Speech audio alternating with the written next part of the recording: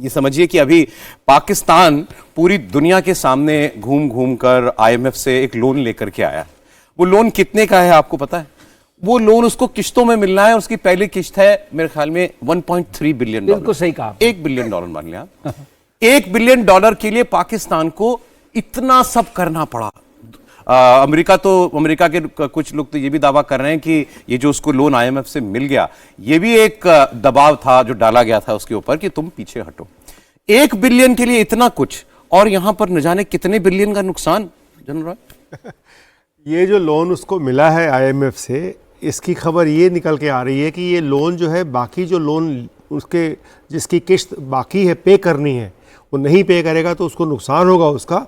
ये किश्त वहां चली जाएगी, उसके भी इंटरेस्ट को पे करने में उसका भी मूल नहीं पे करेगा वो, उसका भी इंटरेस्ट पे करेगा। बिल्कुल। अगर आप बहुत सारे वीडियो देखें तो पाकिस्तान से यही निकल के आता है कि अगले जो इनके मंत्री होंगे, फाइनेंस मिनिस्टर, वो खाली यही काम करेंगे कि कहां से हम लोन ले सकते हैं और तो, किसको हम लोन चुकता कर सकते हैं। और ये कैसे खड़ी करेगा अभी अपनी एयरफोर्स को जो नुकसान हुआ है। इसलिए जो सबसे बड़ा मुद्दा जो निकल के आ रहा है, जो सबसे बड़ा फायदा जो हमें निकल के आ रहा है कि जो कॉस्ट ऑफ वॉर, यानी हम कहते थे बार बार उसको कि तुम अगर टेररिस्ट स्ट्राइक करोगे तो हम आपको इतना क्षति पहुंचाएंगे कि उस कॉस्ट को आप भुगत नहीं पाओगे, वो भारत ने पहली बार करके दिखा दिया है। इन 3 दिनों में जितना उसको नुकसान हुआ है, हर प्रकार का नुकसान, चाहे वो इंफ्रास्ट्रक्चरल नुकसान हो, चाहे वो लोग मरे हैं उसका नुकसान हो, पैसे का नुकसान हो, ये जितना समय लगेगा इस क्षतिपूर्ति में, मेरे ख्याल से कॉस्ट ऑफ वॉर में पाकिस्तान तो आपने कैपेसिटी खत्म कर दी और उसके ऊपर इतना इकोनॉमिक कॉस्ट डाला है जो उसका सबसे कमजोर पहलू है। पाकिस्तान सबसे कमजोर पहलू, आर्थिक रूप से कुछ है नहीं उसके पास, वो आपने उसको सबसे बड़ा नुकसान दिया। मेरे साहब देखिए, आज हम लोग आपसे रोज मिलते हैं, मुझे लगता है कि अब ये भी थोड़ा सा देश को ना, आप लोगों के जरिए, आपके एक्सपीरियंस के जरिए कुछ अच्छी वॉर स्टोरीज भी हमको बताई जाए सर।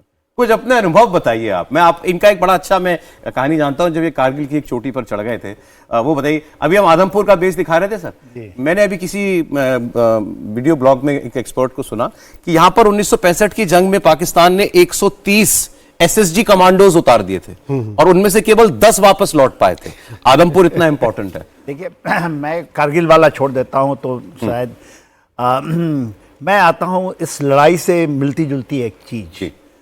ये पठानकोट, मेरी बटालियन पठानकोट में थी और मैं उस समय कैप्टन था और उस समय आपको एक हमारी बहुत बड़ी स्टैंड ऑफ हुई थी पाकिस्तान के साथ। और आपने सुना गार्ली करके एक हमारा हेडवर्क है रावी रिवर के ऊपर में, यही सकरगढ़ के नीचे पड़ता है, जहाँ से अभी हम लोग करतारपुर कॉरिडोर की जब बात करते हैं, और ये जगह में हमें मूव किया गया।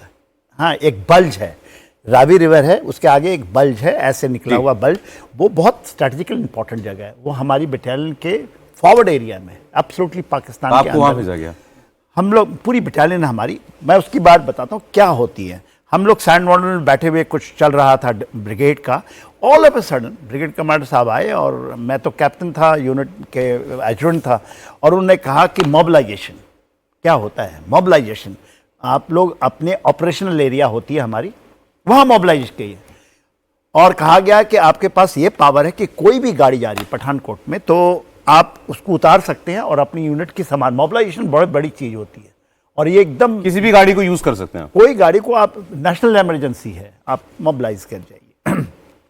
हम लोगों ने पूरी गाड़ियां गए और हमारी यूनिट मोबिलाइज की, और हमारा सबसे आगे वाला पोस्ट जो बल्ज है, वहां से रावी रिवर ऐसे करके नीचे बहती है, ये बल्ज हमारा है, यही बल्ज एक हमारा है, गार्डरी headwork.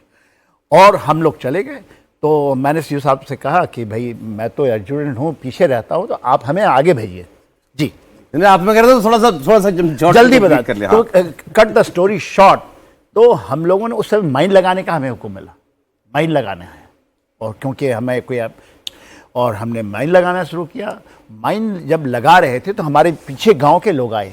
Cut the story short, मैं गांव की, उन्होंने कहा साहब तुसी की गल कर दो, पंजाबी च कहे की गल कर दो, असी हुक्म दो साहब, असी चला जावांगे 100 किलोमीटर इनसाइड। ये पंजाबी चे, और मैं हमारे सारे जवान पंजाबी, कह साहब हुक्म मिलना चाहिए, असी तो उत्थों ही लेके आनी चाहिए सामान, माने हम जान ये जज्बा है, एक आम आदमी का जज्बा है। हाँ, उस सेना से कह रहे हैं आप छोड़िए, हमें ऑर्डर दीजिए, हम चले जाते हैं। क्या बात है। हाँ, आप फिक्र ना करो, असी 100 किलोमीटर नहीं जाना। मजेदार सर, बहुत शुक्रिया आप जनरल सिन्हा, बहल साहब आपका, जनरल रॉय आपका, श्रीवास्तव साहब बहुत शुक्रिया आपका।